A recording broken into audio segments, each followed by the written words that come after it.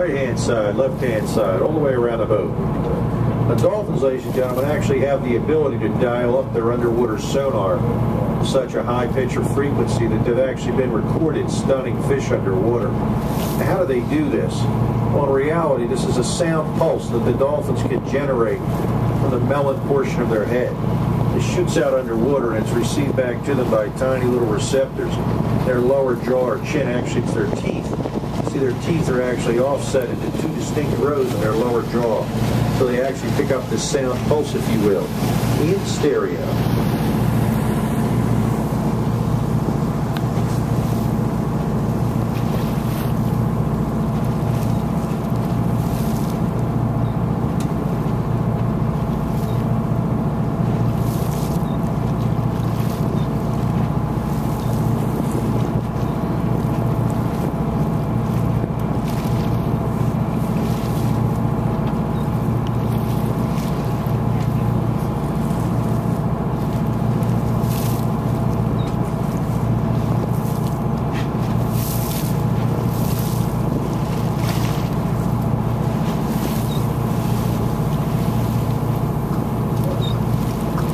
Guys, as we slide down to the point here, just keep going through dolphin after dolphin after dolphin. How many dolphins do you think you're looking at today, guys? 1, 2, 3, 10? I'd say you're up to about 50 so far, believe it or not. Now, how can you tell? It's hard to count them, isn't it? But believe it or not, ladies and gentlemen, it was actually one of our local dolphins back in 1990 that actually taught us how to count the dolphins. We were stopped looking at a group of dolphins, and we saw this one guy there. He was pretty unusual. Now, we thought he was unusual because he had the top 50% of his dorsal fin chopped off. This made it very easy for us to recognize him. So we nicknamed him Sharpie. So we were looking at Sharpie this one day with 4 of his buddies swimming along with him. All of a sudden, all 5 dolphins then went underwater. Then we had another 5 dolphins come up. There was no Sharpie. Another 5, no Sharpie. Another 5, no Sharpie. Well, finally, on the 5th surfacing, there was Sharpie with his 4 buddies. And that's when we learned that for every 1 dolphin you see up on top, there's at least 5 down below.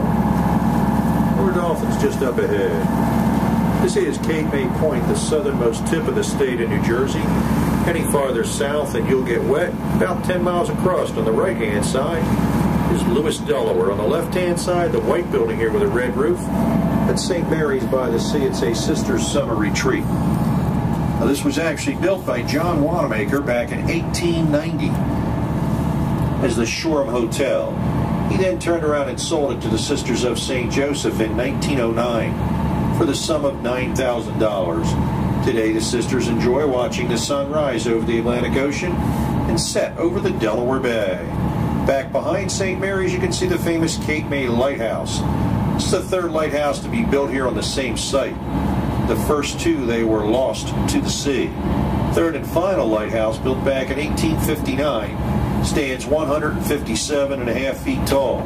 Now, she's 199 steps up to the top, and it houses a 350,000 candle power light bulb visible at sea, 19 miles on a clear night. MAC, the Mid-Atlantic Center for the Arts, co-sponsor of this trip, has received well over $2 million in grant money to rebuild the light.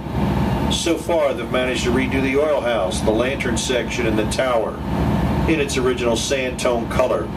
Today, for the small donation of $7, you can make the 199-step climb up to the top for a beautiful panoramic view of Cape May and its surrounding waters. More dolphins, right and left-hand side.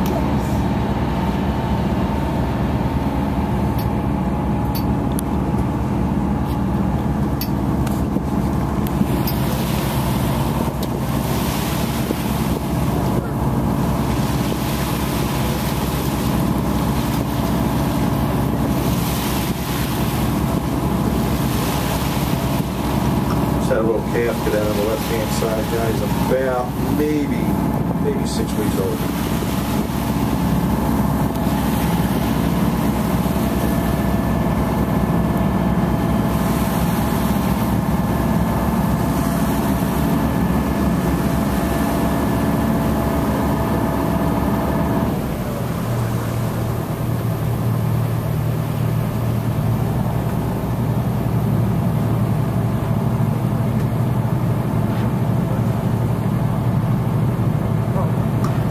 ahead of us on the left-hand side, got them on the right-hand side. Now, ladies and gentlemen, we've told you an awful lot of information about the dolphins in a very, very short period of time, and we certainly do not expect you guys to remember everything that we've told you. However, what's the single most important thing we can tell you today? More important than anything else. Well, how about where are we? By the way, where are we? Well, you're out in the Atlantic Ocean, right? No doubt about it. What's the big deal? It's where the dolphins are. You see, dolphins out in the wild like this can live 45 to 50 years.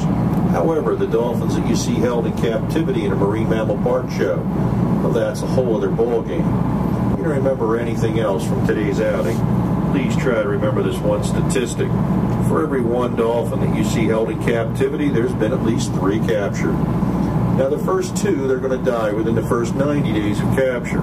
The last one lucky guy that you get to see, he might make it to the ripe old age of around 5. That's it. So what are we getting at? Quite simply put, ladies and gentlemen, whether you're on this boat or somebody else's boat, that's not quite as important as the big picture. The big picture, of course, being the well-being of the fins. This is where they belong, ladies and gentlemen, living out their lives the way that the Creator intended them to live, not trapped in some concrete tank, swimming in endless circles in chlorinated water. That'll make them go blind eventually, and then they'll die off from some other eye-related diseases. No way, gang. This is the way you want to see them, right out here in the wild. Hey, don't get me wrong, we're not against zoos. Zoos are great for a lot of different animals. There's just one problem. You see, dolphins, they just don't happen to be one of those animals. Dolphins do not do well in captivity. It's a proven fact. Anybody on board old enough to remember the original television series Flipper? Back in the 60s and the 70s, Bud and Sandy, Ranger Ricks, Pelican Pete and the gang. How many different dolphins do you think used to play Flipper? How about 5 different dolphins? So they kept dying off, they just kept replacing them. Well, Flipper's trainer was actually a guy by the name of Richard O'Barry. Richard O'Barry actually went from being the foremost dolphin trainer in the nation to becoming the most outspoken advocate of freedom for all dolphins that are held in captivity all over the world. Even to the point where he used to get himself locked up on a regular basis for letting the boys out. That little calf on the left-hand side just popped again, all by himself. The baby there. What's Flipper? Flipper was a dolphin in a TV show 40 years ago. All right, guys, we're going to sneak offshore here. Kids on board, young and old, it's always good luck to wave goodbye to Flipper. So be here next time when you come back to Sam. We're out of here.